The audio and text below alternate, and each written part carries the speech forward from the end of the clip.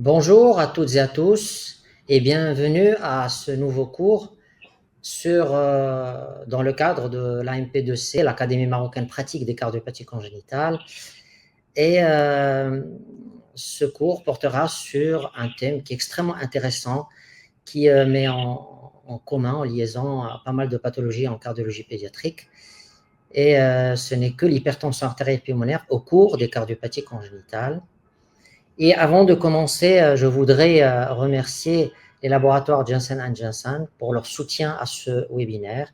Je voudrais aussi remercier la société Synopsys au nom de Si Jalal et Si Amin qui veillent à la réalisation de ce webinaire. Et bien sûr, le déroulé de ce cours va se passer comme suite. Donc, dans un premier temps, on va passer en revue le cours qui sera entre 25 et 30 minutes. Et puis, par la suite, on va enchaîner avec 5 cas cliniques, bien sûr, qui ont trait à l'hypertension artérielle pulmonaire au cours des cardiopathies congénitales. Je vous demanderai de poser vos questions, si vous le souhaitez, à travers le chat que vous avez. Et bien sûr, je tâcherai de répondre à toutes vos questions. Voilà, donc sans trop tarder, nous allons commencer ce cours sur l'hypertension artérielle pulmonaire au cours des cardiopathies congénitales. Alors, la définition d'hypertension artérielle pulmonaire, c'est une définition qui est hémodynamique, comme vous le savez. Elle a connu un regain d'intérêt et donc des modifications avec les dernières recommandations de 2022.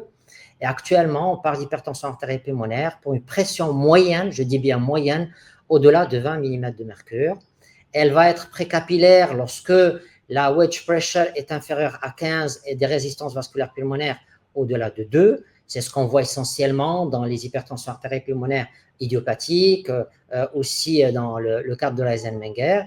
Les hypertensions artérielles pulmonaires post-capillaires, c'est la même chose pour la pression moyenne. Ce qui va changer, c'est que les pressions capillaires vont augmenter ici et les résistances vasculaires pulmonaires ne sont pas très élevées. C'est ce qu'on voit essentiellement dans les cardiopathies gauches. Il peut y avoir une hypertension artérielle pulmonaire mixte. À ce moment-là, les pressions capillaires augmentent et les résistances vasculaires pulmonaires augmentent aussi.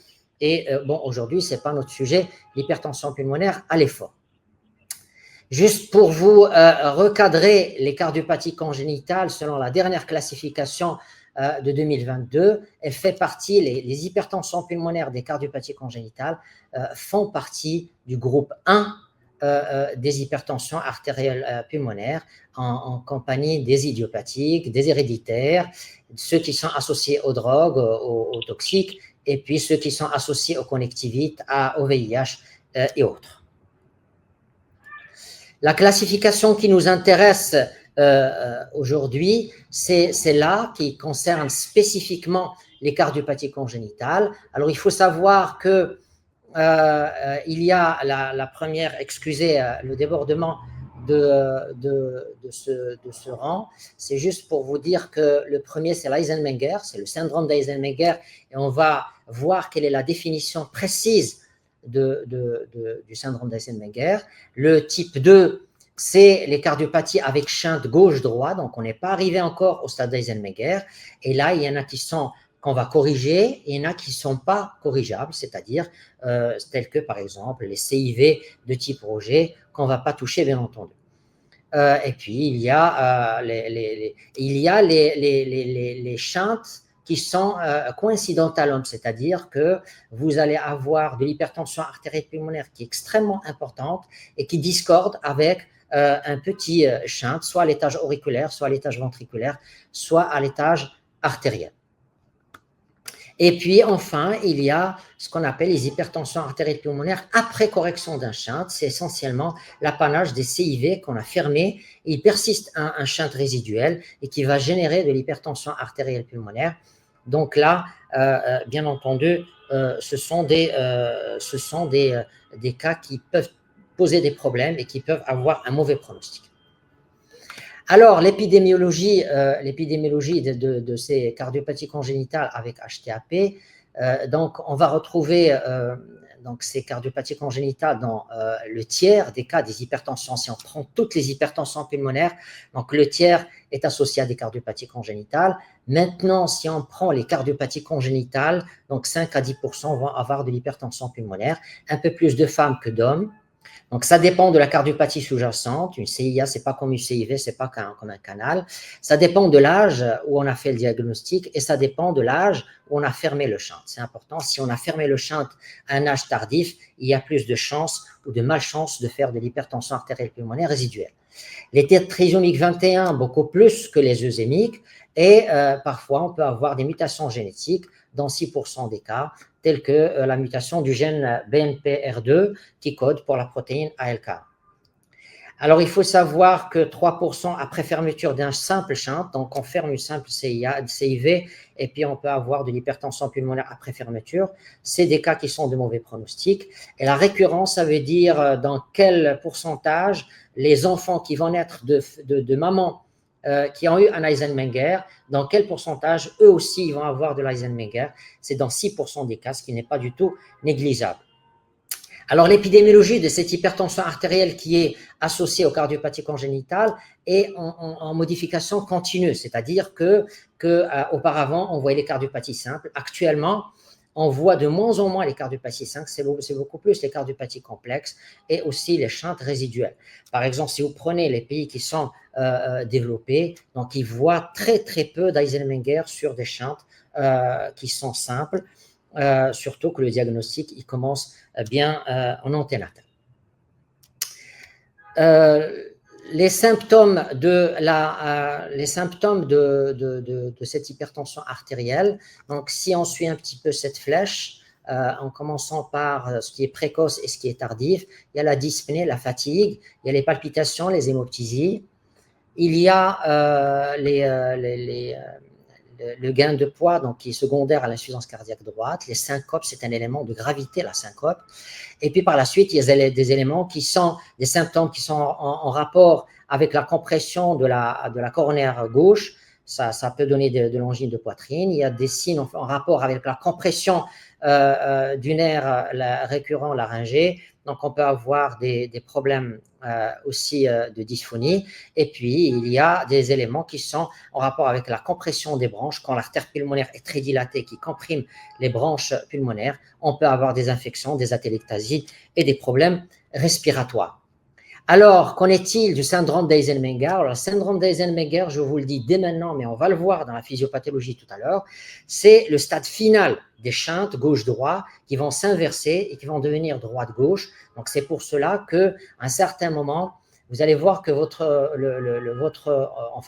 patient va devenir hypoxémique avec une désaturation, soit carrément au repos, ou bien vous lui faites un petit effort, il va désaturer, soit il va devenir carrément cyanosé, il va avoir des désordres hématologiques tels que la polyglobulie, les thrombocytémies, la dyspnée, de la fatigue, de la syncope, c'est des éléments de mauvais pronostic, de la douleur thoracique, des hémoptysies, un AVC, de l'abcès de cerveau dû aux embolies paradoxales et des troubles de la coagulation et parfois, bien entendu, à un stade très avancé, on peut avoir de la mort subite. Alors, comment expliquer les hémoptysies au cours de l'hypertension pulmonaire, des cardiopathies congénitales, surtout au stade d'Eisenmenger? Il faut savoir que c'est un élément de très mauvais pronostic. Donc, ça se voit dans l'ordre de 3 à 5% des cas. Ça peut être une cause de décès en cas d'Eisenmenger. Et bien sûr, quand un patient il fait des hémoptysies sur un Eisenmenger, c'est l'intérêt de le transférer dans un centre d'expertise qui est spécialisé dans l'hypertension artérielle pulmonaire pour voir est-ce qu'il a des collatérales au niveau des artères bronchiques et qu'on peut emboliser pour essayer d'éviter ces hémoptysies. Il faut savoir que ça peut récidiver. Et quand on a des collatérales comme ça et quand on a des hémoptysies, il faut faire très attention. C'est une contre-indication aux antivitaminiques. Hein. On va y revenir tout à l'heure. Alors, regardez cette diapositive qui est extrêmement simple. Ça, c'est des cardiopathies congénitales avec hypertension pulmonaire. Et ici, c'est les cardiopathies congénitales sans hypertension artérielle pulmonaire. Vous voyez que la différence est énorme en termes de pronostic, en termes de survie. La survie est beaucoup plus basse quand une cardiopathie congénitale s'accompagne d'hypertension pulmonaire. Alors, voilà un petit mot juste sur la physiopathologie. Alors, bien sûr, il y a le cas le plus fréquent et qu'on ne devrait normalement plus voir dans nos pays. On commence par un shunt gauche-droit. Et puis après, bien sûr, ceci va entraîner une augmentation des débit pulmonaire, une dysfonction endothéliale si on ne fait rien du tout, si on ne ferme pas le shunt. Donc, il y aura une prolifération des cellules musculaires lisses, une augmentation dans la matrice extracellulaire, des thromboses, comme vous voyez ici sur ces schémas. Ça, c'est une artériole pulmonaire qui est normale et ça, c'est une artère qui est le siège d'une hypertension artérielle pulmonaire avec une hypertrophie, une hyperplasie de la média, un remodelage de l'intima et bien sûr, il y a des lésions plexiformes et des lésions. Donc, ceci va entraîner, donc quand on a des artérioles comme ça, vous imaginez que les résistances pulmonaires vont augmenter et donc on va avoir une hyperpression des cavités droites. Donc, ça va être à l'origine d'une inversion du shunt. Donc, à un certain moment, on n'auscultera plus de souffle parce qu'il y aura une égalisation de pression. Et puis, par la suite, la pression à droite va devenir supérieure à la pression à gauche. C'est la cyanose, c'est l'hypoxémie, c'est le syndrome d'Eisenmenger. Donc, la définition du syndrome d'Eisenmenger est extrêmement précise et il faut la connaître. C'est lorsque le shunt s'inverse. À ce moment-là, bien sûr, on ne peut plus fermer le shunt, c'est une contre-indication à la fermeture de shunt. Alors, il n'y a pas que les shunts simples, il y a les cardiopathies complexes qu'on voit de plus en plus un petit peu. Il y a l'atrésie pulmonaire avec CIV, où on peut avoir de l'hypertension artérielle pulmonaire segmentaire. Vous allez voir qu'il y a des artères pulmonaires ou segmentaires ou lobaires qui vont être le siège d'hypertension pulmonaire, d'autres qui ne vont pas être le siège. Pourquoi? Parce qu'il y a des collatérales qui vont venir se greffer sur ce lobe et sur cette artère. La circulation de fond en temps, c'est une circulation un peu particulière où normalement, il ne devrait pas y avoir d'hypertension pulmonaire, mais parfois, bien sûr, on peut l'avoir. Il faut savoir comment gérer et s'assurer chez les adultes qu'il n'y a pas que de l'hypertension pulmonaire précapillaire. Donc, il faut savoir que dans l'Eisenmenger, c'est essentiellement précapillaire. Mais chez un patient qui est adulte, il faut toujours s'assurer qu'il n'y a pas de pathologie du cœur gauche. C'est important, telle qu'une dysfonction du VG, telle qu'une fuite d'une valve AV systémique ou bien des lésions complexes. Voilà schématiquement à quoi ressemble cette évolution, parce qu'en fait, c'est une évolution d'une cardiopathie congénitale qui va évoluer dans le temps et qui va ressembler un petit peu à ça. Au départ, on a un shunt gauche-droit. Les résistances pulmonaires sont très basses et puis par la suite, les résistances vont augmenter du fait des lésions que je vous ai montrées tout à l'heure. Et puis à ce moment-là, bien sûr, il y aura une inversion du shunt et c'est le syndrome d'Eisenmenger avec un shunt droite-gauche. Alors, comment évaluer les pressions pulmonaires? Ce sont des choses que vous connaissez essentiellement pour les cardiologues. Alors, les pressions artérielles systoliques, donc c'est relativement simple quand on a une CIV. Donc, on se met sur la CIV et c'est là, on l'a vu dans le cours de la CIV, on se met sur la CIV, on a un gradient de pression entre le VG et le VD, on a une vitesse maximale du flux, on a un gradient de pression, et puis à partir de ce gradient de pression, et puis à partir de la pression de l'aorte, qui est la pression systémique, on peut déduire la pression dans le VD, et c'est la même pression systolique dans le VD qui va être dans l'artère pulmonaire en systole s'il n'y a pas de sténose pulmonaire. Au niveau du canal artériel, c'est exactement la même chose. Donc, on va avoir un gradient de pression entre l'aorte et l'artère pulmonaire. Pour les pressions moyennes, les pressions diastoliques, c'est avec le flux de l'IP. Donc, on va rajouter bien sûr la POD. Et attention, s'il y a une sténose pulmonaire, une IP très importante, ça peut fausser.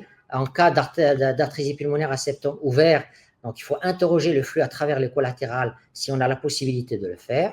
Ou les shunts chirurgicaux, si le patient a un Blalock, un BT shunt, on peut interroger ce Blalock si on est bien aligné et on peut avoir une idée sur la pression moyenne et diastolique. Pardon, excusez-moi. Pour les cardiopathies complexes où la seule source de flux pulmonaire est le Blalock, l'intérêt d'évaluer les pressions moyennes et diastoliques à travers le flux de Blalock est possible parfois. La présence d'artères pulmonaires segmentaires, comme j'ai dit tout à l'heure, ou de larges vaisseaux collatéraux, elle peut témoigner de la présence d'une hypertension artérielle pulmonaire. Donc ça, c'est des signes qui sont indirects d'hypertension artérielle pulmonaire.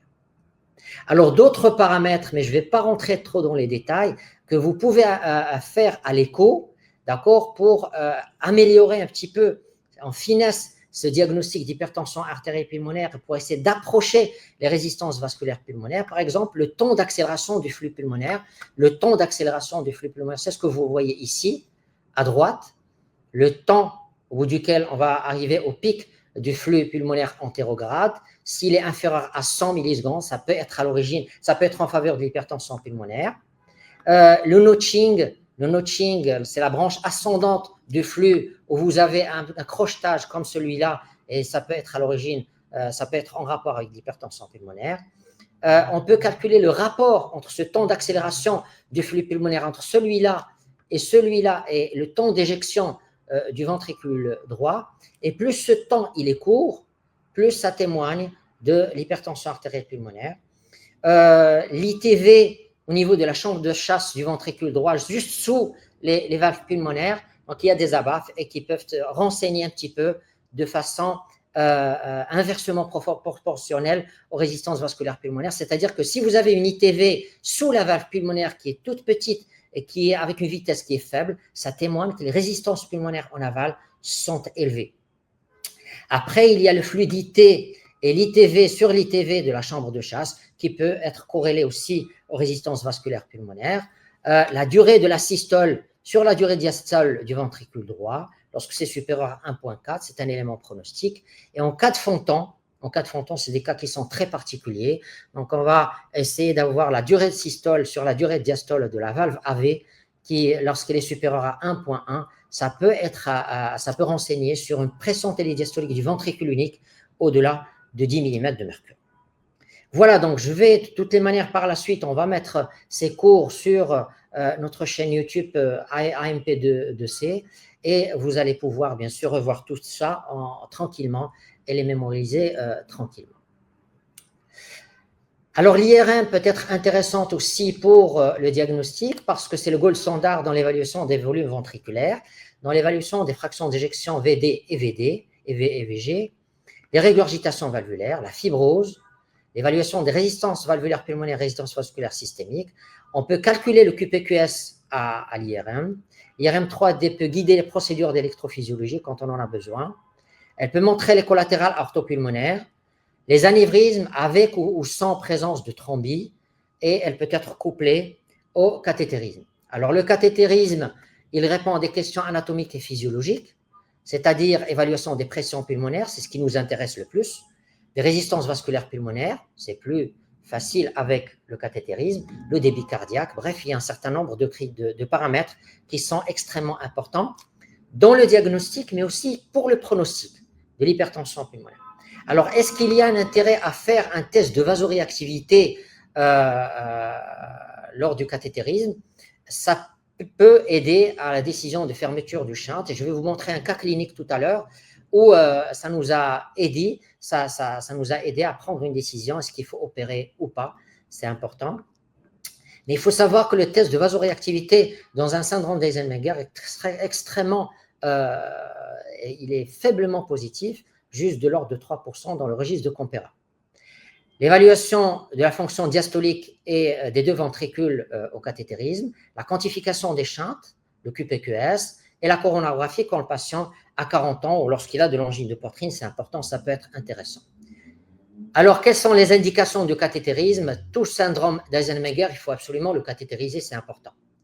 Tout test vasoréactivité pour voir l'opérabilité. Le shunt pré-tricuspide. Donc, dans un shunt pré-tricuspide, c'est toujours intéressant de faire un cathétérisme, par exemple une CIA ou bien un retour veineux pulmonaire anormal partiel à l'origine d'une hypertension artérielle pulmonaire. Il faut cathétériser ces patients-là.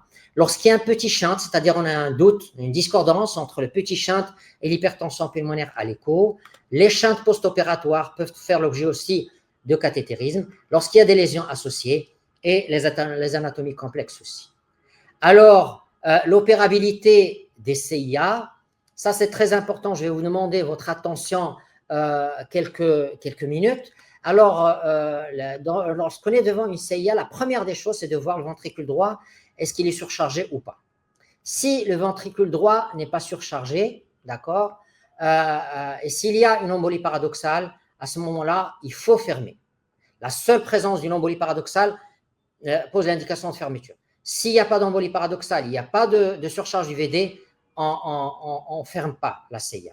Si maintenant il y a une surcharge du ventricule droit et que les résistances vasculaires pulmonaires sont élevées au-delà de 3, avec un QPQS qui est au-delà de 1,5, il faut fermer, c'est-à-dire qu'il y a encore du débit. Si maintenant le QPQS est inférieur à 1,5 et les résistances pulmonaires ne sont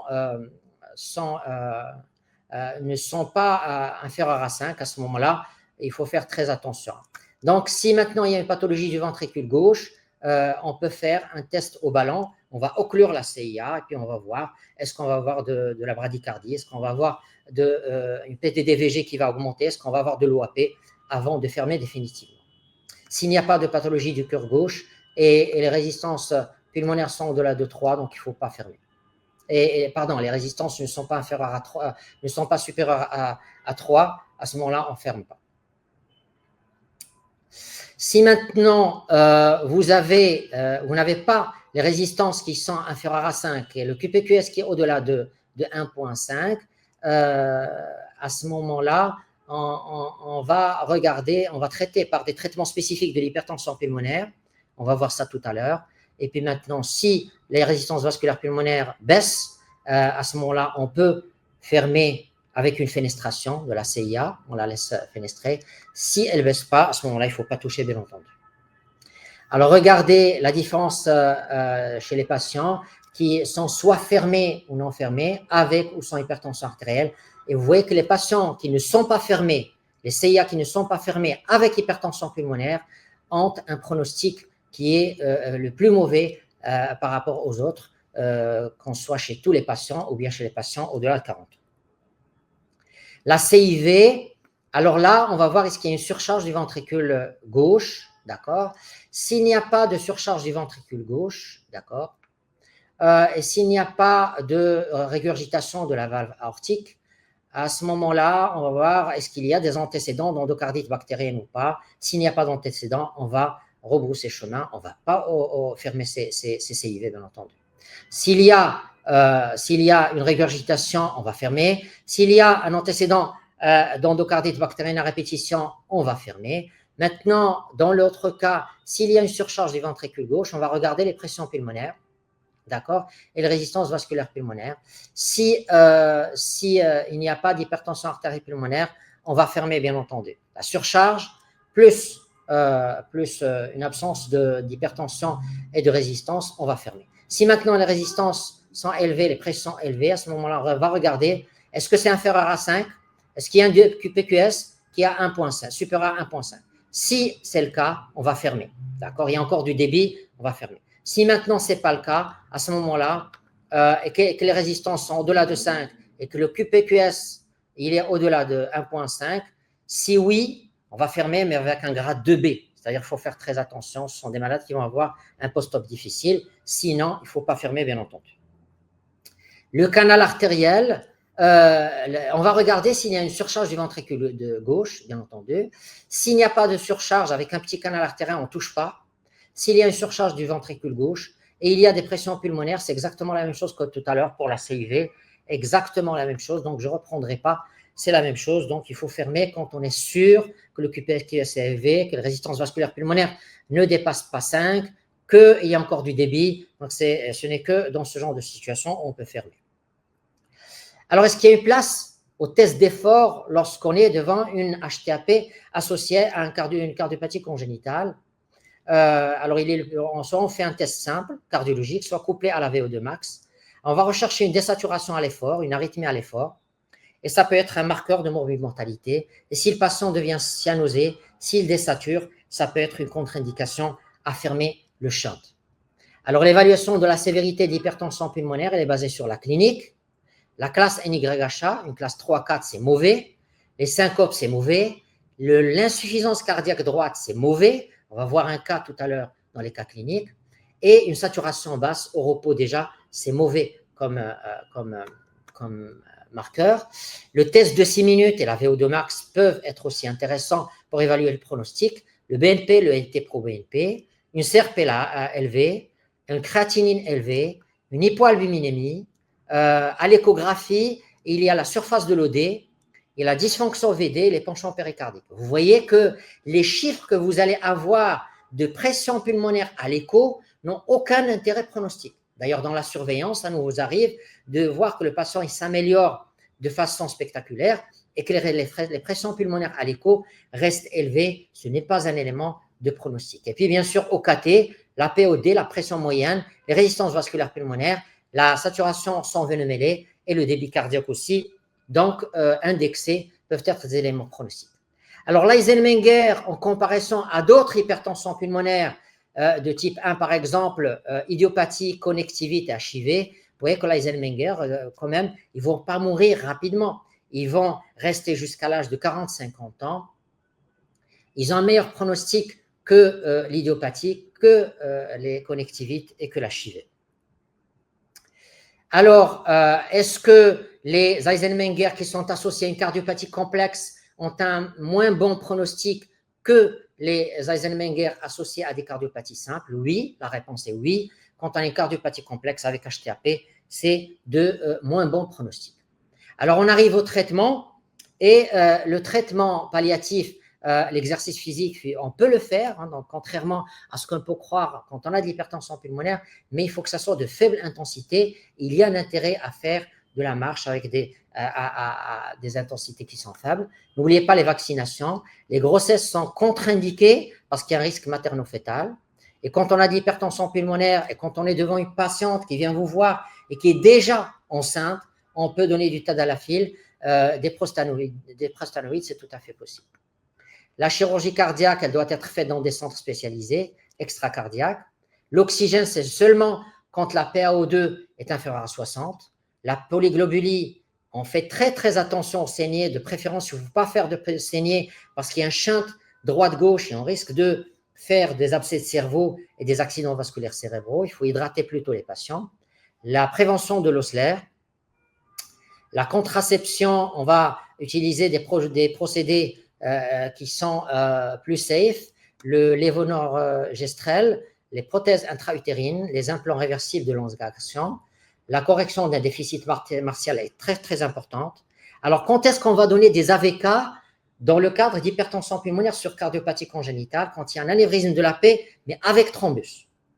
Lorsqu'il y a un accident thromboembolique, lorsqu'il y a de la FA et lorsque le risque hémorragique est faible. Souvenez-vous tout à l'heure, lorsqu'il y a des collatérales, lorsqu'il y a de l'hémoptysie, on ne donne pas d'antivitamine K. Alors, les NOAC, à ce qui paraît, il y a un risque plus élevé que les antivitamines K dans ce cadre précis. Alors, quels sont les shunts à ne pas fermer lorsqu'il y a de la cyanose au repos ou après effort? Les polyglobules secondaires, l'Eisenmenger, les petits shunts coïncidentales avec HTAP, idem. Donc, c'est exactement la même chose que les idiopathiques. On va les gérer comme les idiopathiques. On va le voir tout à l'heure. Alors, le traitement spécifique, il va cibler soit l'endothéline 1, c'est les inhibiteurs de l'endothéline, soit le monoxyde d'azote, c'est essentiellement les inhibiteurs de la PDE5 et le riociguat, et les agonistes de la prostacycline qui vont cibler cette voie des prostacyclines. On va les voir tout à l'heure. Alors, voilà les inhibiteurs de l'endothéline, le bosentan. Il y a l'ambrizontan, le macitentan. Alors, au Maroc, on a le bosentan et on a le macitentan. Les inhibiteurs de la PDE5, le sildenafil et le tadalafil, on les a tous les deux. Le riociguat, on ne l'a pas encore. Les prostanoïdes, pardon, les analogues des prostanoïdes, on ne les a pas au Maroc. Ils peuvent être en IV, l'époprosténol, le tréprostinil ou l'hyloprost par voie inhalée. Et le Selexipag, c'est un agoniste des prostacyclines par voie orale. Et celui-là, on l'a au Maroc, c'est l'Uptravi. Alors, là, comment gérer le traitement spécifique de l'hypertension artérielle? Alors, avant, on donnait un premier traitement. Si ça ne marche pas, on rajoutait un deuxième. Si ça ne marche pas, on rajoutait un troisième. Actuellement, la stratégie, c'est de donner une bithérapie d'emblée, voire même une trithérapie lorsque le patient il est à un stade 3, 4 de la NYH. Alors, chez les enfants, on ne va pas rentrer dans les détails. On peut donner du sildenafil, on peut donner du tadalafil, on peut donner du bosentan, du macitentan, on va le voir tout à l'heure. L'époprosténol, oui, quand on en a vraiment besoin. Et on va voir ça tout à l'heure. Alors, le bosentan, c'est le médicament qui a montré son efficacité et qui a été testé chez une population de patients qui ont une hypertension artérielle pulmonaire sur cardiopathie congénitale, c'est-à-dire un Eisenmenger. C'est notre sujet d'aujourd'hui. Donc, on a testé le Bosantan 62,5 x 2, puis on est monté à 125 x 2 versus placebo. Et puis, voilà, les résultats sont bons en termes de résistance vasculaire pulmonaire. Donc, il y a une baisse significative avec le Bosantan de résistance vasculaire pulmonaire. Il y a une augmentation des capacités à l'effort, que ce soit avec le test de 6 minutes de marche ou avec, c'est essentiellement avec le test de 6 minutes de marche. La classe fonctionnelle est améliorée. Il y a eu des classes 2 qui sont apparues, alors qu'auparavant, il n'y avait que des classes 3. Alors, le macitentan, il y a une étude Maestro qui était un petit peu mitigée, qui a montré chez des patients qui ont de l'Eisenmenger une réduction du NT-proBNP et des résistances vasculaires pulmonaires, c'est-à-dire qu'il y a une action sur l'hémodynamique, mais aucune action sur le test de 6 minutes de marche. L'étude Sarafin, qui est une grande étude, qui est extrêmement intéressante, qui a testé la mortalité et la morbidité avec le macitentan. Et vous voyez que parmi les cas qui sont sélectionnés, il y a des cas qui avaient des cardiopathies congénitales avec champ de gauche-droit qui étaient réparés et qui ont gardé l'hypertension artérielle pulmonaire en post-opératoire. On a testé le 10 mg macitentan, 3 mg et le placebo. Et vous allez voir que le 10 mg, il fait mieux que les autres, vous voyez très bien, en termes de critères primaires, c'est-à-dire morbidité et mortalité à la fin du traitement. Il y a une amélioration sur le plan hémodynamique, c'est-à-dire qu'il y a une amélioration des résistances vasculaires pulmonaires. Il y a une amélioration toujours à 6 mois des résistances vasculaires pulmonaires avec le macitentan. La qualité de vie aussi est améliorée, indéniablement. Et après le macitentan, il y a aussi le Celexipa, qui est l'Uptravi, qui a été testé chez des cardiopathies congénitales après correction de défects. Et là encore, l'Uptravi, c'est-à-dire le Celexipa, qui fait mieux que le placebo chez cette population. Le sildenafil, il y a très peu d'études qui ont été faites, de petites études. Je parle très bien de l'hypertension artérielle pulmonaire en cas de cardiopathie congénitale. Ça permet d'améliorer la classe fonctionnelle, le test de 6 minutes, et l'amélioration des résistances vasculaires pulmonaires et du débit cardiaque.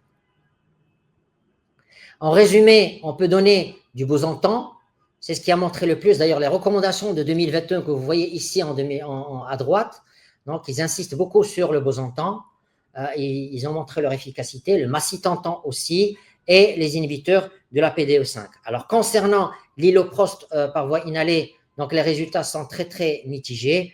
Alors, le traitement, les indications, quand est-ce qu'on va donner ces médicaments spécifiques? Dans le cas de l'Eisenmenger, lorsqu'il y a un discret shunt avec HTAP associé, c'est ce qu'on appelle les coïncidentalomes. Après fermeture, le shunt, on l'a fermé, on garde un shunt résiduel et d'hypertension pulmonaire. Les hypertensions pulmonaires segmentaires, dans tel segment et dans tel segment, comme dans le cadre des absos, c'est parfois mal toléré, donc ce n'est pas vraiment très codifié.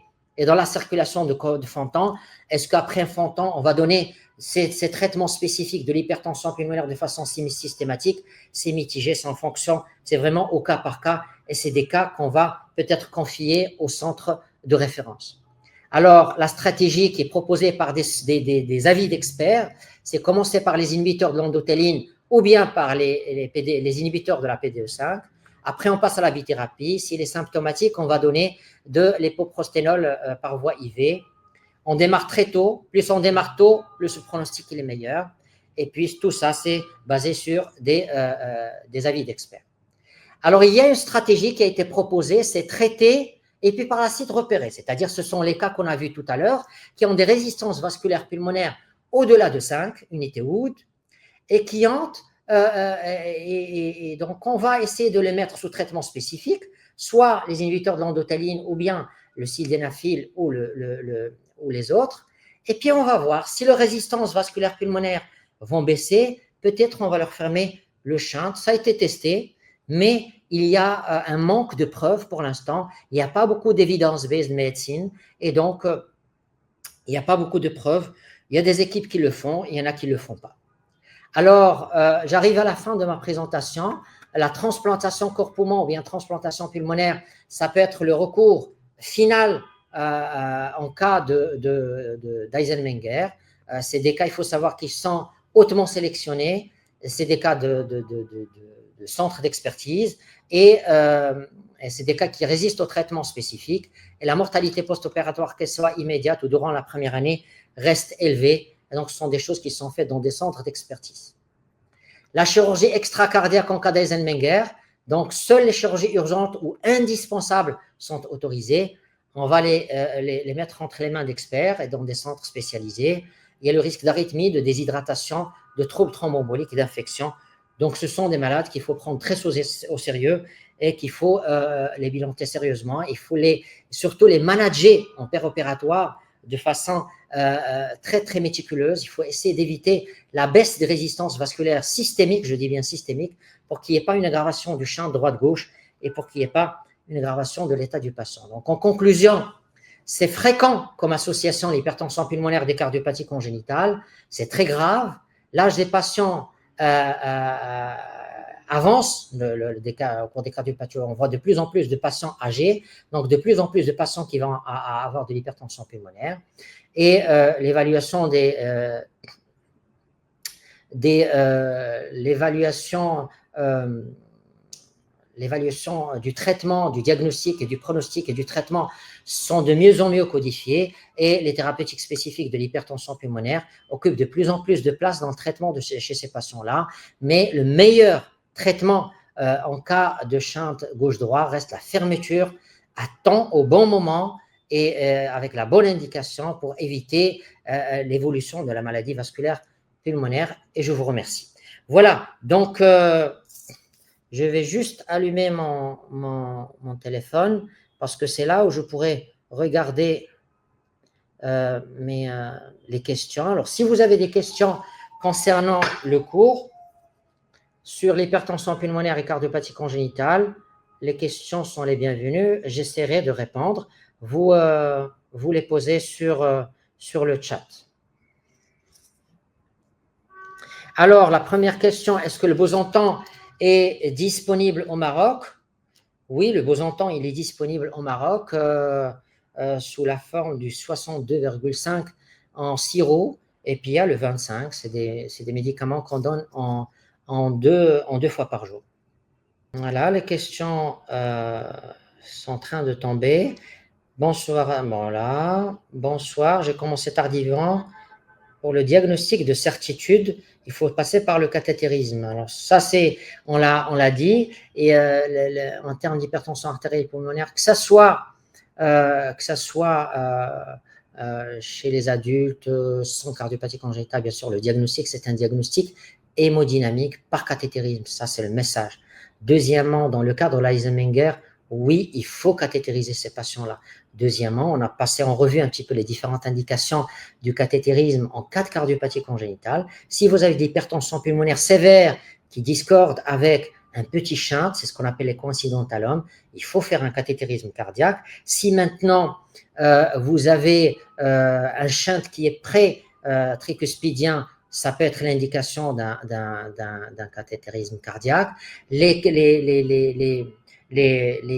Bien sûr, si vous avez un enfant il ne faut pas non plus envoyer tous les patients au cathétérisme. Si vous avez un enfant qui a 3 mois, qui a une CIV de type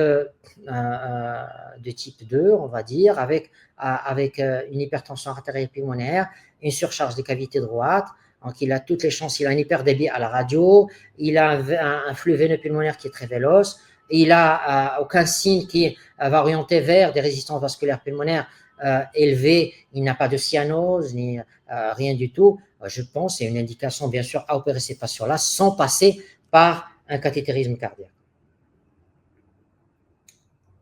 Alors, si vous pouvez éclaircir la notion de coïncidentalome, c'est-à-dire, c'est tout simplement quelqu'un qui a une toute petite CIV, d'accord, qui est moins de 10 milliards, la définition elle est précise. Si vous avez une CIV qui est moins de 10 mm, et vous avez un patient qui a des pressions pulmonaires qui sont extrêmement élevées, donc là, il a 1, 2, 3 mm et vous avez des pressions pulmonaires élevées et vous vous dites ça ne peut pas être en rapport avec la CIV. Donc ça peut être un coïncidentalum, tout simplement. C'est-à-dire que c'est quelqu'un qui a en fait de l'hypertension pulmonaire idiopathique de type 1, ce qu'on appelle l'hypertension artérielle pulmonaire, et associé à un petit shunt qui n'a rien à voir avec l'hypertension artérielle pulmonaire. Voilà. Alors,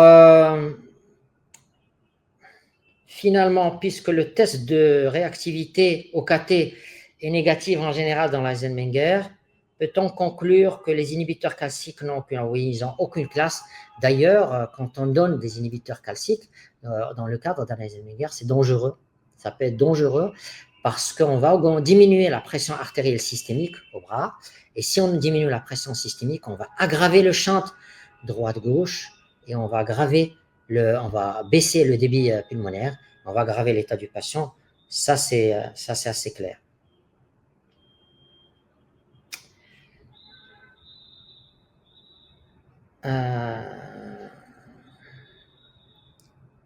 Alors, est-ce que le flux de l'IT suffit à conclure une hypertension artérielle pulmonaire?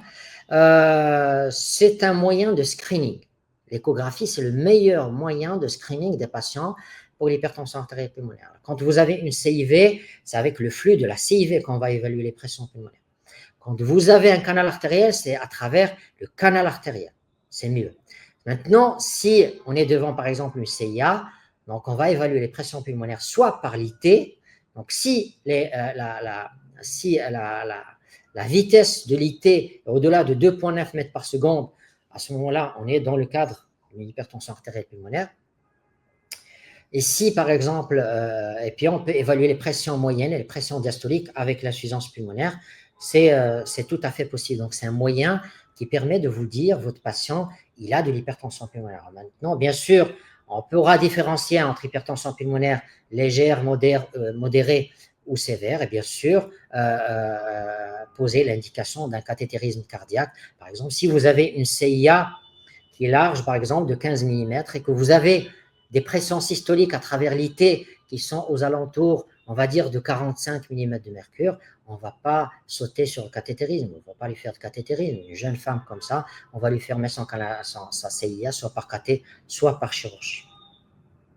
Si maintenant on trouve une femme, la même femme, qui a une CIA et qui a des pressions qui sont très élevées, voilà, il faut se poser la question, est-ce que les résistances pulmonaires sont élevées ou pas? Est-ce qu'elles sont réversibles ou pas avant de fermer?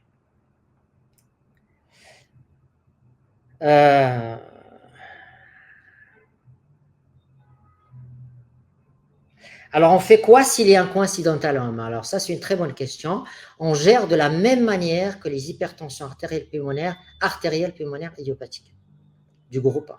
C'est-à-dire que ce sont de bonnes indications. Bien sûr, il faut les catétériser, c'est indispensable, avant le diagnostic. Et deuxièmement, ça peut être de bonnes indications au traitement spécifique, soit par les inhibiteurs de l'endothéline, les inhibiteurs de la PDE5, ou bien par, bien sûr, les prostanoïdes, si on est dans une classe fonctionnelle 3 ou 4.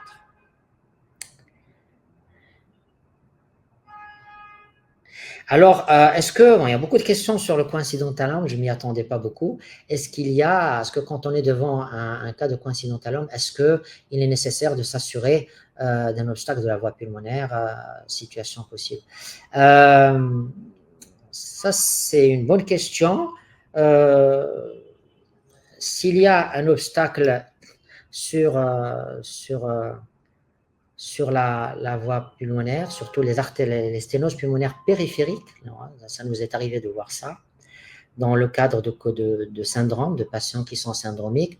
Il y a même une fois, j'avais pris en charge un patient, mais c'était un adulte, qui était traité pour de l'hypertension pulmonaire artérielle pulmonaire idiopathique. Par un traitement spécifique, il s'est avéré qu'il avait des sténoses pulmonaires périphériques.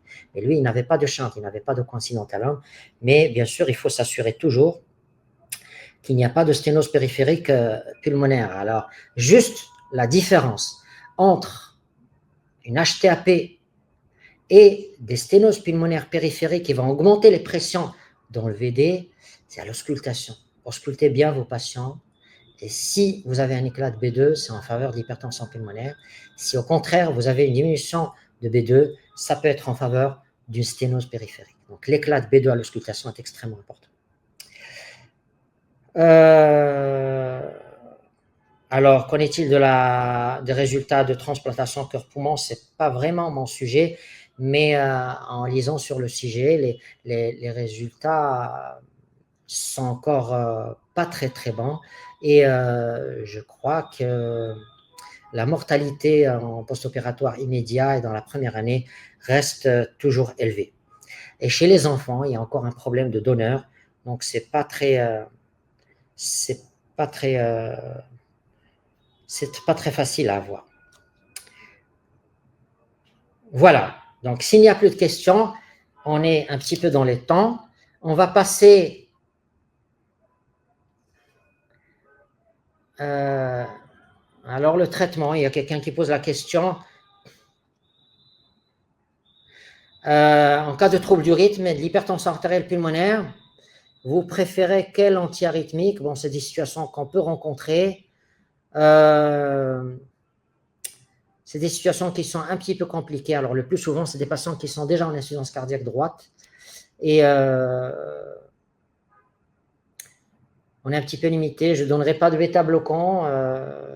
S'il y a vraiment besoin, donc on va y aller peut-être avec la cordarone, peut-être avec la digoxine en faisant attention, parce que c'est des patients qui peuvent avoir de la dysfonction du ventricule gauche aussi. Et les troubles du rythme, ça dépend. Est-ce que c'est des troubles du rythme qui sont supraventriculaires ou ventriculaires? Tout dépendra.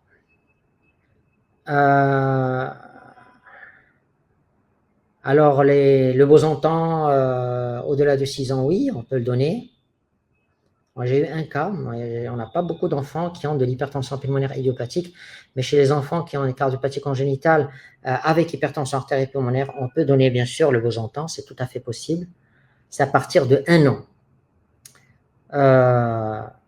Voilà, donc on va arrêter les questions ici. Merci beaucoup pour vos questions. J'espère que j'ai essayé de répondre au maximum. Et puis, on va reprendre les questions. N'oubliez pas de poser les questions au fur et à mesure avec les cas cliniques. Hein. Alors, le premier cas clinique, c'est une jeune fille qui est âgée de 18 ans. Elle est âgée de 18 ans. J'ai oublié de mettre l'âge. Elle était suivie pour une CIV restrictive. Elle était tout à fait petite. Et on a la chance de retrouver de récupérer tout le dossier. Je vais vous le montrer. Il y a des trucs qui sont très anciens. Elle avait une petite CIV avec un gradient à 109. D'accord? Ça, c'était en 2010. En 2011, la CIV, on la voit très bien, avec un gradient qui est passé à 59. Puis par la suite, le gradient max à travers la CIV est passé à 36, puis est passé à 30 en 2017. Et puis en 2022, 2024, donc je la vois moi pour la première fois.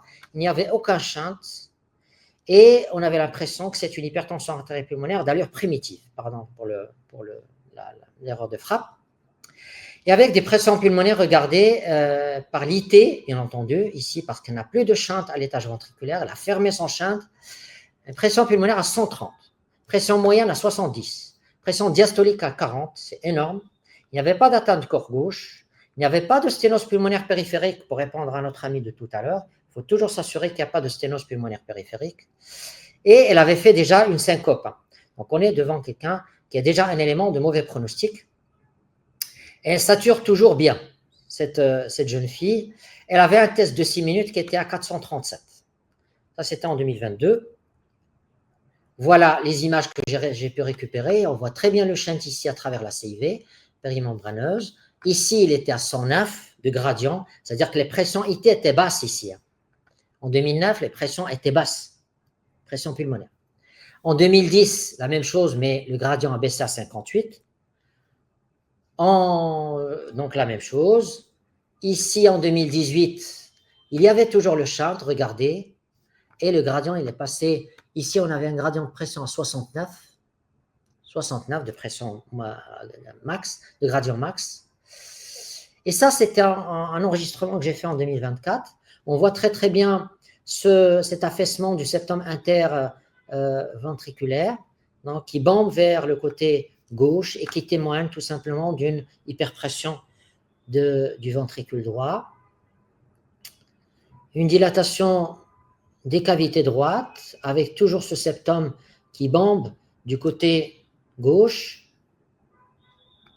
Regardez encore cet aspect qui est assez typique des surcharges de pression. Et j'essaie, avec tous les moyens que j'ai, je vous montre un peu des images, comme je les vis un petit peu au cabinet, d'accord? Donc, c'est pour ça que ça s'appelle l'académie pratique, c'est qu'on essaie de voir les cas pratiques. Donc, ici, vous êtes d'accord avec moi qu'il n'y a pratiquement pas de shunt. Et même s'il y avait le shunt qu'il y avait auparavant, on va parler peut-être de coïncidental. Encore une fois, j'essaie de chercher un shunt, il n'y a pas de shunt. Là, je suis sur le flux de l'IP en petit axe, l'aorte ici, l'artère pulmonaire, le flux de l'IP ici. Et à partir du flux de l'IP, on peut avoir la pression moyenne et la pression diastolique. La pression moyenne ici, c'est 57 plus 10, ça fait 67. Et la pression la diastolique, c'est 31 plus 10 de POD, ça fait 41 mm de mercure. Donc, bien sûr, on a fait un cathétérisme chez une jeune fille qui a 18 ans et on a trouvé un petit peu la même chose. On a trouvé des pressions moyennes à 80, des pressions capillaires pulmonaires qui sont à 10, qui sont normales à 10, donc des résistances vasculaires pulmonaires, regardez, qui sont à 16 unités Wood. Donc, on est bel et bien dans la définition de ce qu'on appelle l'hypertension artérielle pulmonaire pré-capillaire. Avec un index cardiaque qui est bas, 2,9 litres par minute par mètre carré, et une saturation en sang veineux mêlé qui est à 71%, et un test de Héno qui n'était pas réversible. Alors, on a fait bien sûr le bilan de ce qu'on appelle l'hypertension pulmonaire idiopathique. Angioscanner, on n'a pas de scintigraphie ventilation-perfusion au Maroc. Hein. On ne l'a pas encore. On a de la scintigraphie de perfusion et non pas de ventilation-perfusion, qui est le meilleur moyen pour voir est-ce qu'il y a ce qu'on appelle les CITEF, c'est-à-dire les maladies thromboemboliques, les hypertensions artérielles pulmonaires thromboemboliques chroniques. Le bilan de maladie système, il est négatif. La sérologie VIH, elle était négative. Et l'échographie abdominale, il faut toujours la faire à la recherche d'hypertension portale et de fistule portocave. Il y a des situations d'association avec l'hypertension pulmonaire. Donc, cette jeune fille, on l'a traitée avec du sildenafil et avec de l'opsumite, qui est le macitentan. Ça a été démarré en novembre 2022. Et depuis, cette jeune fille, elle va beaucoup mieux. Elle va à l'école, bien entendu, elle fait ses études. Au dernier contrôle, j'ai dû la voir en janvier dernier. Elle est en stade 1 de la NYHA. Elle n'a pas de syncope, elle ne fait plus de syncope. Elle a un test de 6 minutes qui a augmenté un petit peu à 498 mètres.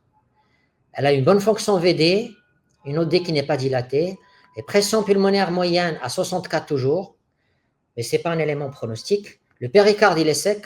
Les penchants péricardiques, c'est un élément pronostique. Les transaminases sont normales chez elle. Et le taux de BNP, il est normal. Il est tout à fait normal chez cette jeune fille. Donc, voilà une observation qui est plutôt rassurante. Ce n'est pas encore gagné à 100%, mais au moins, c'est une jeune fille à qui on a pu mettre une B-thérapie. Et pour l'instant, elle est, on va dire, pratiquement asymptomatique. Et c'est une bonne chose pour elle. Alors, est-ce qu'il y a des questions concernant ce premier cas? Alors, ça, c'est pour résumer, ça, on va dire que c'est un coïncidentalome. Hein, donc, elle a fermé son shunt, mais même si elle avait gardé son shunt, c'était un tout petit shunt associé à de l'hypertension pulmonaire. Et elle a développé avec le temps des résistances élevées. Et on est devant un cas authentique d'hypertension artérielle pulmonaire de type 1.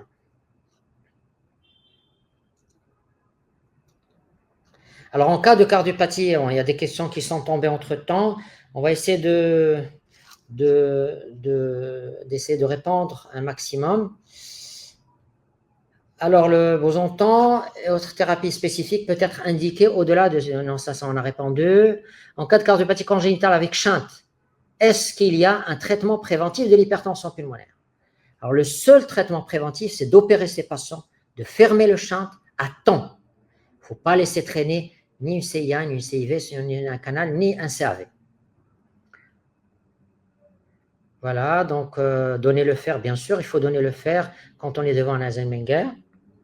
Vu le risque néonatal chez une maman avec hypertension artérielle pulmonaire, y a-t-il une conduite à tenir particulièrement médicamenteuse en post-natal immédiat chez le bébé où la seule surveillance suffit?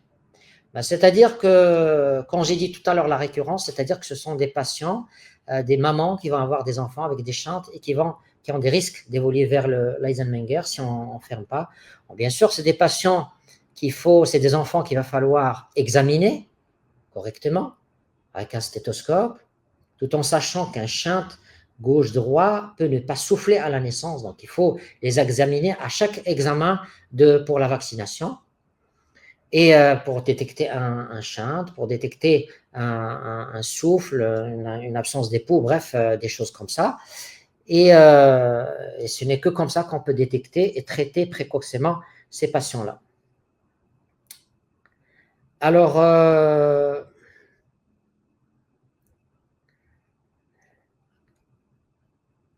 le bilan systématique devant toute hypertension artérielle pulmonaire, bon, c'est dans les recommandations, c'est comme j'ai dit tout à l'heure,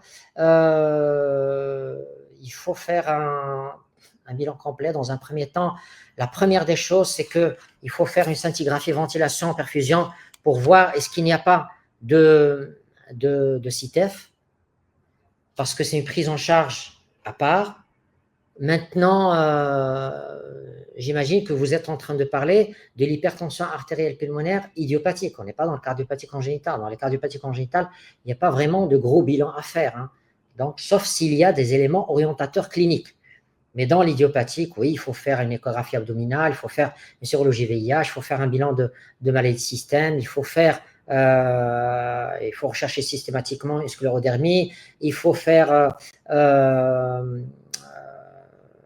un bilan biologique complet, il faut faire un angioscanner, ouais, c'est des bilans habituels qu'on fait dans le cadre du bilan d'hypertension artérielle pulmonaire idiopathique, hein, je dis bien idiopathique.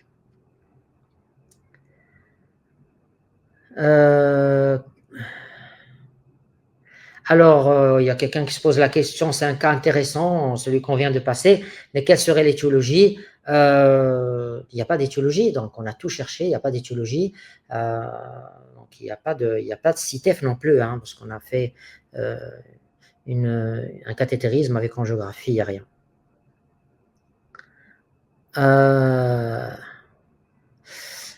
Alors, est-ce que dans le cas de cette jeune fille, il y a quelqu'un qui se pose la question, on peut parler d'hypertension pulmonaire persistante post-fermeture de CI shunt? Non, non. C'est dans le cadre des fermetures chirurgicales des shunts. On a dans un départ un gros shunt, et puis donc peut-être qu'on a tardé, on a laissé un shunt résiduel. Il y a de l'hypertension pulmonaire qu'on a négligé peut-être, on a un shunt résiduel qu'on a négligé. On a laissé évoluer l'hypertension pulmonaire en post-opératoire jusqu'à évoluer vers la maladie vasculaire pulmonaire, et ça, c'est un mauvais pronostic. Bien, on va répondre au reste des questions au fur et à mesure, mais on va avancer si vous le voulez bien.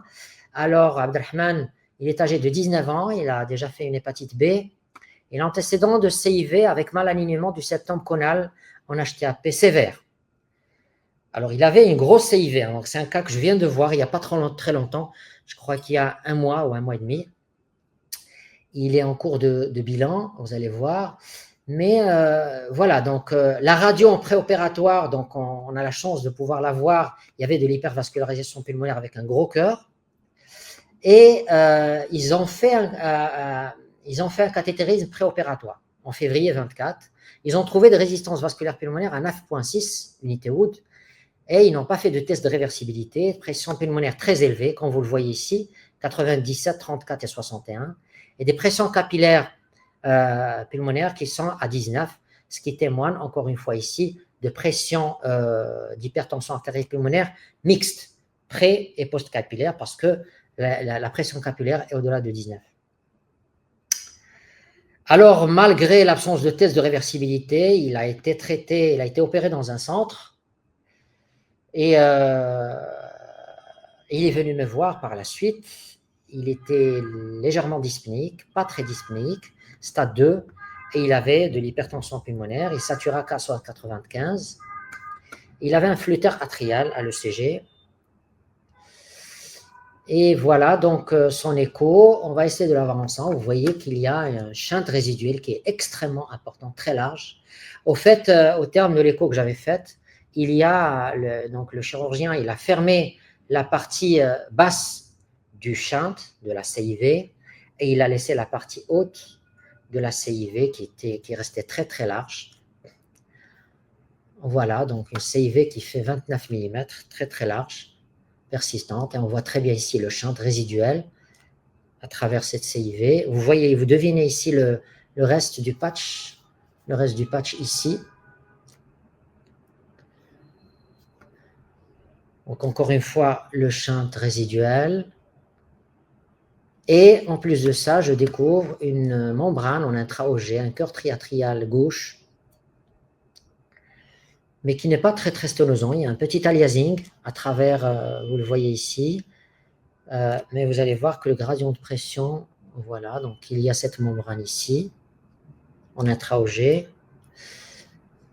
Encore une fois, on voit ici cette membrane intra-OG. Et ici, encore une fois. Voilà, donc ça passe avec la membrane. Donc avec un... Là, encore une fois, vous voyez, ça c'est l'oreillette gauche. Et vous voyez la membrane ici avec le passage ici. Alors, ce jeune homme, il avait une dysfonction du ventricule gauche et une dysfonction du ventricule droit. On voit très bien ce ventricule droit qui ne fonctionne pas bien. Et regardez les pressions pulmonaires à partir de l'IT. Donc là, à partir de l'IT, on a des pressions dans le VD qui sont à 65 plus 10 ou 15, ça fait 75 mm de mercure de systolique. Et à partir de l'IP, vous avez des pressions moyennes à 64 de pression moyenne. Donc des pressions qui sont très élevées. Hein. Ça, c'est le gradient de pression à travers la CIV qui est très faible, donc un gradient de pression qui est faible aux alentours de 14, qui témoigne des pressions très élevées dans le VD. Qu'est-ce qu'il y a d'autre Oui, et à travers la, excusez-moi, à travers, voilà, là je suis sur le cœur triatrial, la membrane, et un gradient de pression qui est à 9 mm de mercure à travers la membrane du cœur triatrial gauche. Alors en résumé, c'est une CIV résiduelle très large, qui est haute située. Donc on voit très bien le patch qui était placé à la partie inférieure de la CIV, mais qui n'a pas englobé toute la CIV, donc il a laissé une grosse CIV. Il y a de l'hypertension pulmonaire importante, le VG est dilaté avec une dysfonction systolique, le VD dysfonctionne aussi, il y a un cœur triatrial gauche très peu sténosant, et il y avait aussi un sinus coronaire dilaté en rapport avec la présence du veine cave supérieur gauche. Alors que faire dans ce genre de situation Que faire Bon, bien sûr, j'ai mis sous traitement parce qu'il y avait de la dysfonction du ventriculaire. Il est revenu me voir, il était un petit peu amélioré, je l'ai vu, je crois, une semaine après ou 15 jours après. Et puis, bien entendu, j'ai demandé un cathétérisme cardiaque.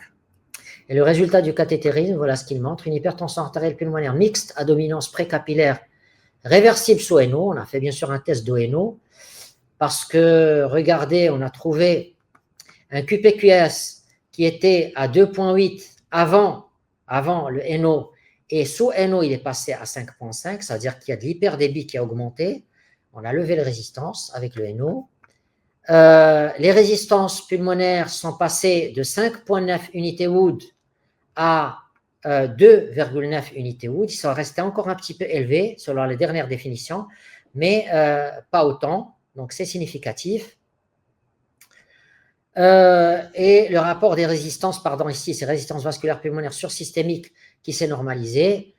Et donc, tout ça, c'était… Et on a confirmé un petit peu la dysfonction diastolique du VD et du VG et la pression capillaire pulmonaire qui était la pression capillaire. Où est-ce qu'elle est la pression capillaire? On ne la voit pas ici. La pression capillaire pulmonaire, non. Elle était élevée. Bien. Alors, qu'est-ce qu'on a fait? Qu'est-ce qu'il faut faire? Bon, je pense que ce jeune homme, il faut absolument le reprendre pour fermer la CIV et pour réséquer la membrane en intra-OG parce qu'il y a de l'hypertension artérielle pulmonaire post-capillaire qui est très probablement due à cette membrane intra-OG et qu'il va falloir bien sûr retirer. Voilà, donc il est en cours de préparation pour la chirurgie, il n'est pas encore opéré. Alors, est-ce qu'il y a sur le téléphone des questions sur ce cas?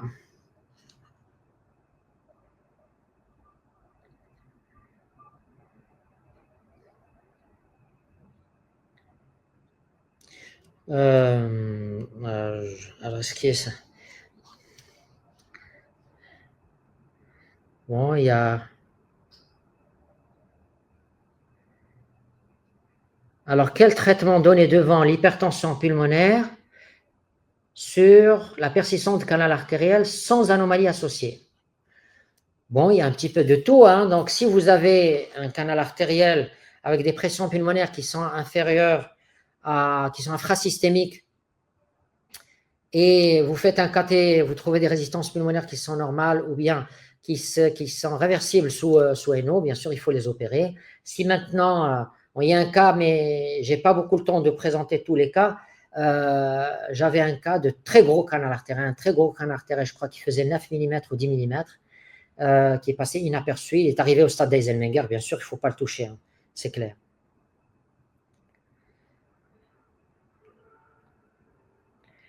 Quand est-ce qu'on peut parler d'hypertension pulmonaire résiduelle après correction?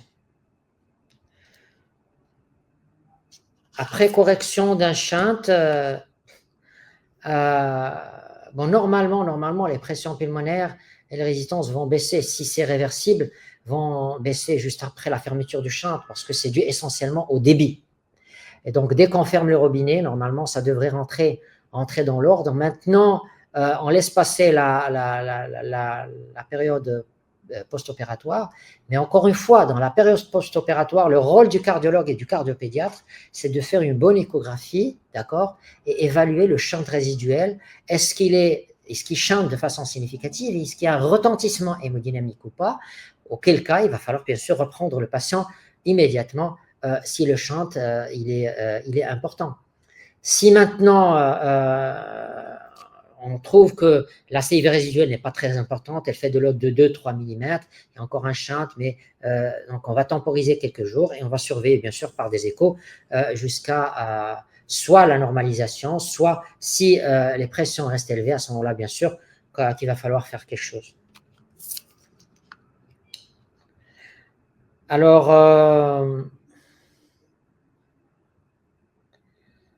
voilà.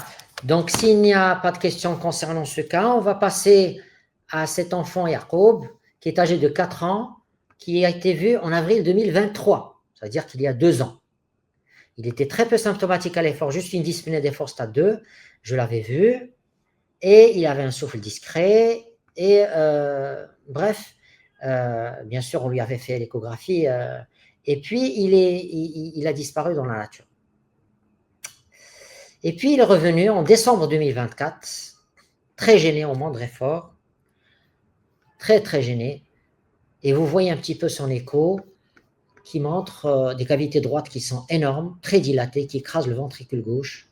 Et au passage, on voit une valve mitrale qui est un peu épaissie, qui est rétractée, avec un faux prolapsus du feuillet antérieur derrière le feuillet postérieur. Donc, une fuite mitrale qui est minime.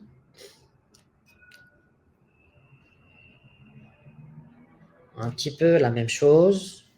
On est surtout frappé par cette dilatation très très importante du ventricule droit. Et puis il y a cette CIA, ostium secundum, qui est centrale. Et au passage, regardez cette valve mitrale. Elle est un petit peu malade.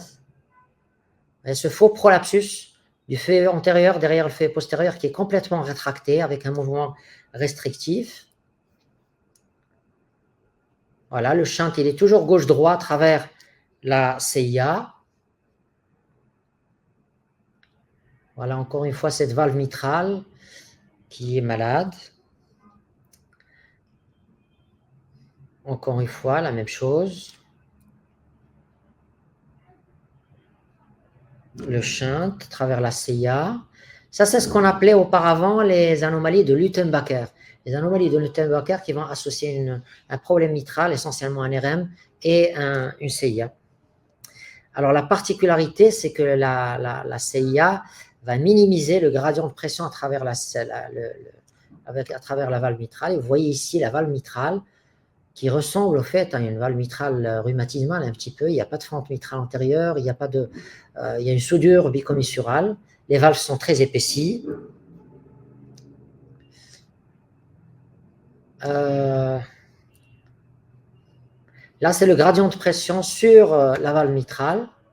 Un gradient moyen à 6, ce qui laisse penser que c'est un rétrécissement mitral qui est peu serré, ou moyennement serré, mais c'est une fausse impression, c'est un faux gradient, parce que tout passe par la CIA, bien entendu. Voilà, donc un aplatissement du septum interventriculaire qui témoigne d'une hyperpression très très importante du ventricule droit.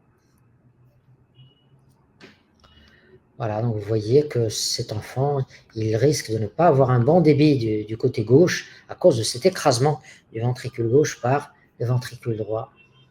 Donc la CIA, elle est là, on la voit très bien, elle est centrale, elle aurait pu se prêter très très bien à une fermeture percutanée. Encore une fois, en copie cavale, la veine cave supérieure, la veine cave inférieure qui doit être de ce côté-là, et la CIA qui est centrale avec des belles berges de CIA. La CIA qui fait 20 mm sur 17 mm. Ici, on est sur les pressions pulmonaires moyennes sur l'IP. Donc, on a des pressions moyennes qui sont aux alentours de 40 mm de mercure. Et des pressions systoliques qui sont aux alentours de 80-85 mm de mercure. Ça, c'est l'IT. Ça, c'est l'IT. Alors, au total, c'est une CIA au sens secondum. Il y a un retour veineux pulmonaire qui est normal. Les cavités droites sont très dilatées avec une bonne fonction VD. Et puis la valve mitrale qui est malade, vous l'avez vu. Et il y a une très forte hypertension artério-pulmonaire. Alors, qu'est-ce qu'il faut faire dans ce genre de situation? Est-ce qu'il faut aller opérer? Est-ce qu'il faut cathétériser? Est-ce qu'il faut traiter? Bon, on l'a traité bien sûr parce qu'il était dyspnéique. On l'a traité par du Lasix, de l'aldactone, de la digoxine. Et bien sûr, on a cathétérisé cet enfant. Et le cathétérisme a montré qu'il a de l'hypertension artério-pulmonaire mixte, pré- et post-capillaire, avec des pressions moyennes à 52, donc ce qui est très élevé, hein, pression moyenne pulmonaire à 52, c'est très élevé. Un shunt gauche-droite très significatif, le QPQS qui est à 4,8, on l'a vu d'ailleurs à l'écho, et les résistances vasculaires pulmonaires qui sont normales à 2,6. Un gradient OGVG qui était à 11, max, ici c'est le max, hein, donc il a pris le max. Et la POG qui était très très élevée à 29. À 29, on fait un OAP. Donc s'il n'y avait pas la CIA, il serait en OAP de toutes les manières. C'est un enfant qui était très très gêné. Hein. Donc au total, on est devant un RM qui était serré finalement, associé à une CIA aussi en ce moment de second homme. Donc au passage, il a fait une coronarographie qui s'est révélée normale. Donc malheureusement, l'enfant il est décédé juste avant la chirurgie. On devait l'opérer. Il ne nous a pas laissé le temps. Il a fait une détresse respiratoire. Il est décédé rapidement avant de l'opérer. Alors, est-ce qu'il y a des questions concernant ce cas clinique? Alors, pourquoi le chirurgien n'a pas fermé, ça c'est l'autre cas, pourquoi il n'a pas fermé complètement lors de la première intervention? Donc, ça c'est, je crois que c'est une omission, on peut le dire.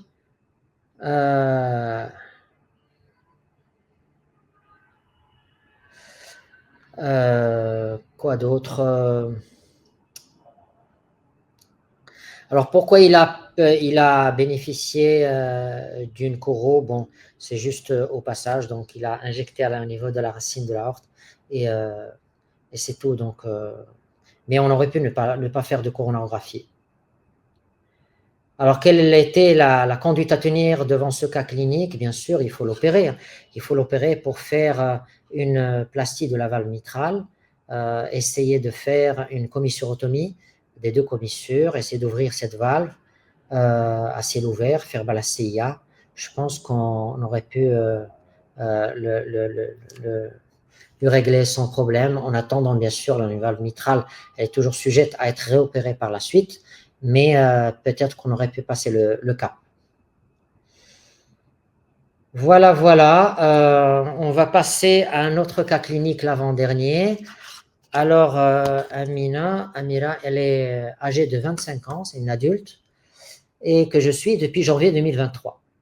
Elle aussi, elle a été opérée. C'est bien d'apprendre des erreurs aussi. C'est pour ça que je présente ces cas. C'est pas pour quoi que ce soit, mais c'est pour apprendre des erreurs. C'est important. Alors, je l'ai vue la première fois en janvier 2023, mais elle a été opérée d'une CIV à l'âge de 16 ans, c'est-à-dire 10 ans ou 9 ans avant. Alors, il y avait pas de caté qui était fait. Donc, quand on demande à la jeune fille et à sa maman, donc elle a eu un post-op qui était très difficile. Elle était cyanosée en préopératoire. Ça, c'est un élément important, comme je vous ai dit tout à l'heure. Rien que la cyanose devant un shunt peut contre-indiquer la chirurgie. Rien que la cyanose, surtout lorsqu'elle survient au repos. Et bon, quand je l'ai vue, bien sûr, elle était très gênée. Elle a déjà fait des syncopes, des douleurs thoraciques, au moindre effort. Donc celle-là, elle a fait des douleurs, elle a fait la totale avec de l'insuffisance cardiaque droite. Donc on est devant de l'hypertension pulmonaire, mais un grade très très avancé, un stade 4, avec des éléments de très très mauvais pronostic, pratiquement tous les éléments. Insuffisance cardiaque, et elle avait des forces droites à l'ECG et un test de 6 minutes, regardez, qui était trop bas à 266. Pardon.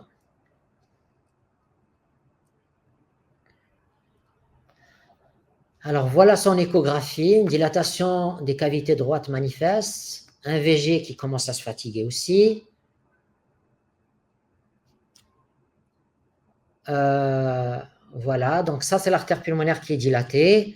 On va profiter de l'insuffisance pulmonaire pour évaluer les pressions moyennes qui étaient à 15 plus 68, ça fait 82 de moyenne, et pression diastolique aussi qui sont très élevées. Et vous voyez qu'avec la dilatation des cavités droites, donc elle a abîmé ses valves tricuspides qui sont devenues rétractiles et avec une fuite tricuspidienne qui est très importante, torrentielle. Probablement, c'est une fuite tricuspidienne atriale et ventriculaire, c'est-à-dire avec la dilatation des cavités droites. Voilà, donc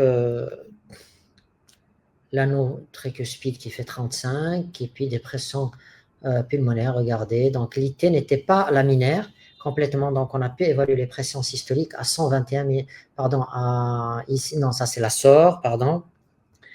Et en conclusion, donc c'était quoi? C'était une patiente qui a été opérée, alors que peut-être qu'il ne fallait pas l'opérer, cette jeune fille, lorsqu'elle avait 16 ans. Nous, on l'a récupérée, elle était déjà au stade de dysfonction du ventricule droit. Il n'y avait pas de CIV résiduel, le chirurgien il a bien opéré, mais elle a eu un post-op qui était très difficile. Heureusement qu'elle a pu s'en sortir.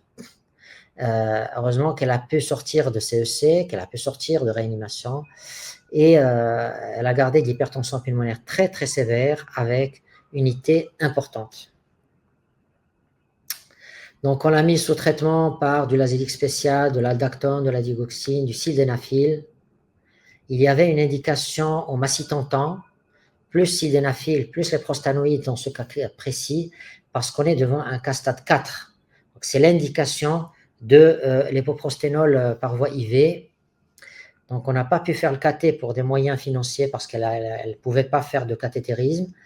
Et donc, quand on ne fait pas de cathétérisme au Maroc, on ne peut pas soumettre un dossier pour les traitements spécifiques, notamment pour le macitentan.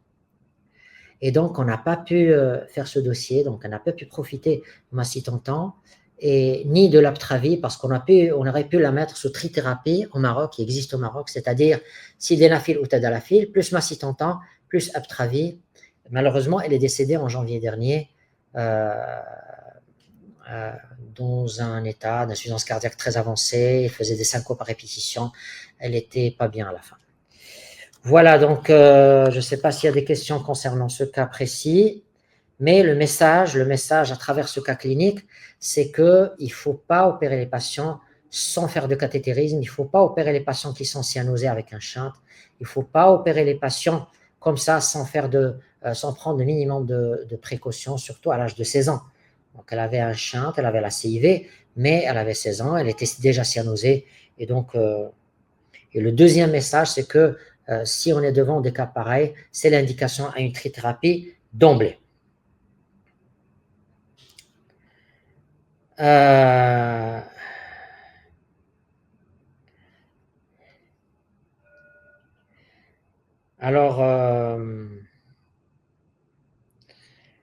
Alors quelqu'un qui pose la question, est-ce que l'autre cas qui avait le rétrécissement mitral avec la CIA, est-ce qu'on aurait pu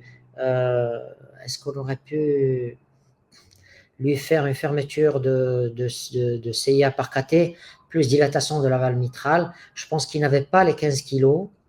Si je me rappelle bien, il n'avait pas les 15 kilos, donc on ne pouvait pas faire de cathétérisme interventionnel chez cet enfant-là. Alors, on est dans les temps, il nous reste 10 minutes, et je vais vous présenter le dernier cas. C'est une petite fille,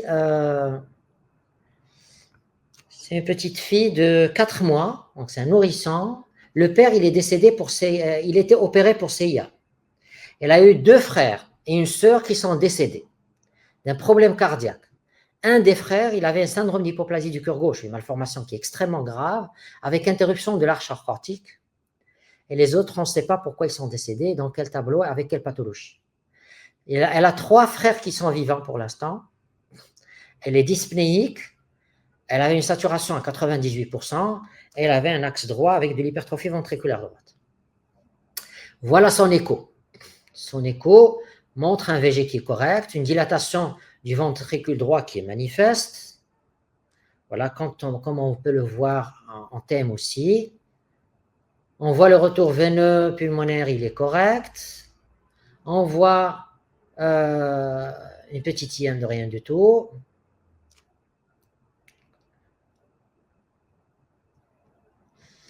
Et ici, qu'est-ce qu'on voit? Donc, pas grand-chose. Bon, le retour veineux pulmonaire de ce côté-là qui est tout à fait véloce.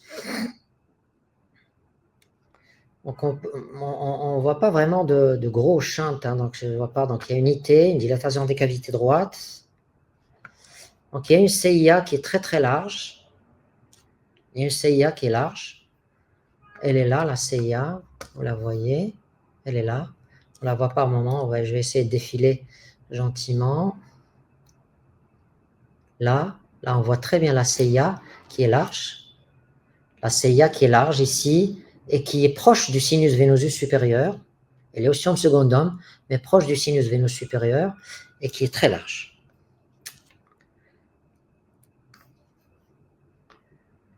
Donc là, on voit l'artère pulmonaire à ce niveau-là. On voit la CIA qui est large, qui chante gauche-droit. Et là, je me mets en suprasternal.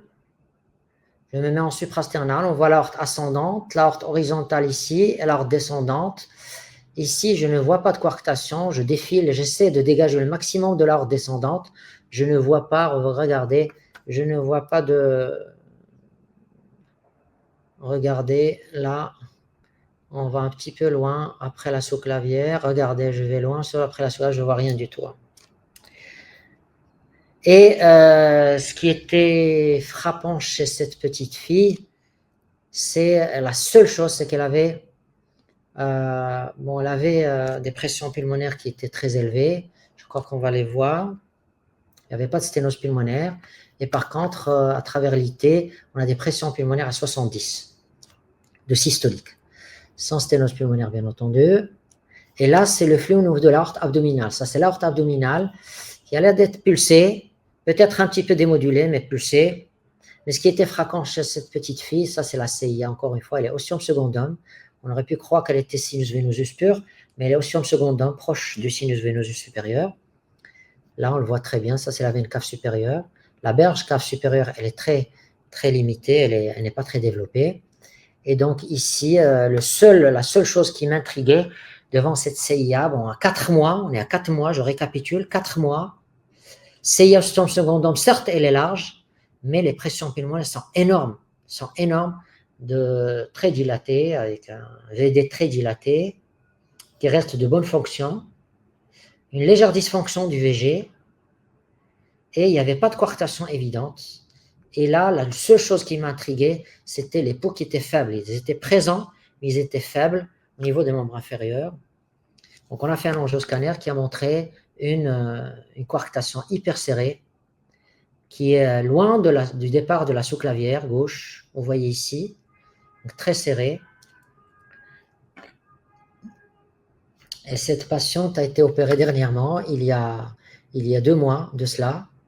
Donc, on a fait une plastie d'élargissement de la crosse, cure de la coarctation, selon la technique de Crafoord, et une fermeture de la CIA. Je l'ai revue en post-opératoire. Elle va très bien, elle est pnéique, elle a des peaux qui passent très bien, une belle reconstruction de l'arche aortique. Les pressions pulmonaires se sont normalisées, mais vraiment normalisées. Il n'y a pas de coarctation résiduelle, il n'y a pas de CIA résiduelle. Et le VD, il s'est complètement normalisé. La dilatation du ventricule droit a fondu. Et donc, elle a repris donc l'utilité de ce cas clinique, pourquoi je voulais montrer, c'est que j'allais passer à côté de cette coarctation de l'aorte, si ce n'est 3 choses. 3 choses, si c'était interactif, si vous étiez devant moi, j'aurais pu vous poser la question pour voir un petit peu quelles sont les 3 choses qui auraient pu vous mettre la puce à l'oreille pour le diagnostic de coarctation chez cette petite fille. Premièrement, c'est un petit peu la discordance entre l'état de VD, les pressions pulmonaires et cette CIA. Deuxièmement, les antécédents familiaux. Donc, cette petite fille, elle avait un frère qui est décédé d'un syndrome d'hypoplasie du cœur gauche avec interruption de l'arche. Et donc, il est tout à fait possible que la descendance, que les fratries aient la même chose. Un obstacle du cœur gauche, ça peut être une bicuspidie, ça peut être une sténose sous-valvulaire, ça peut être une coarctation, une interruption de l'arche, bref, un syndrome d'hypoplasie du cœur gauche.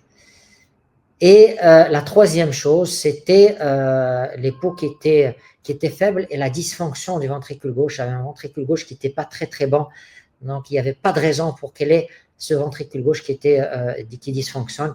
Et c'est pour ça qu'on est parti un petit peu dans le sens de la coarctation. Et heureusement pour cette petite fille qui va très bien pour l'instant. Alors, est-ce qu'il y a des questions avant de terminer cette session ? Parce qu'il n'y avait pas de canal artériel. Non, il n'y avait pas de canal artériel.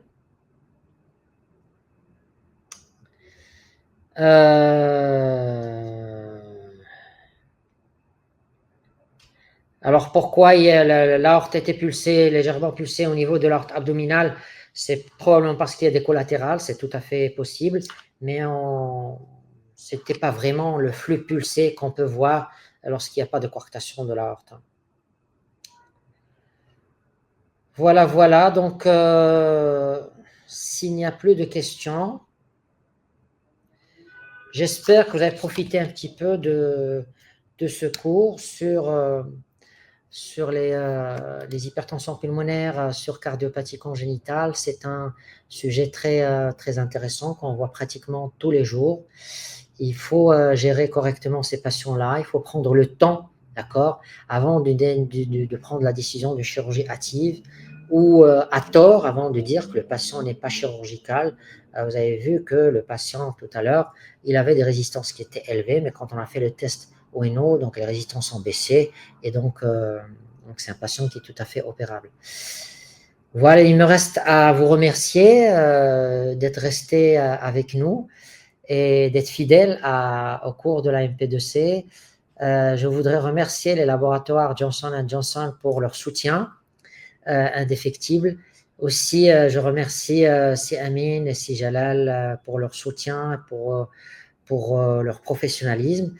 Et je vous donne rendez-vous à la fin du mois avec un nouveau cours de la MP2C. D'ici là, portez-vous bien et à bientôt. Au revoir.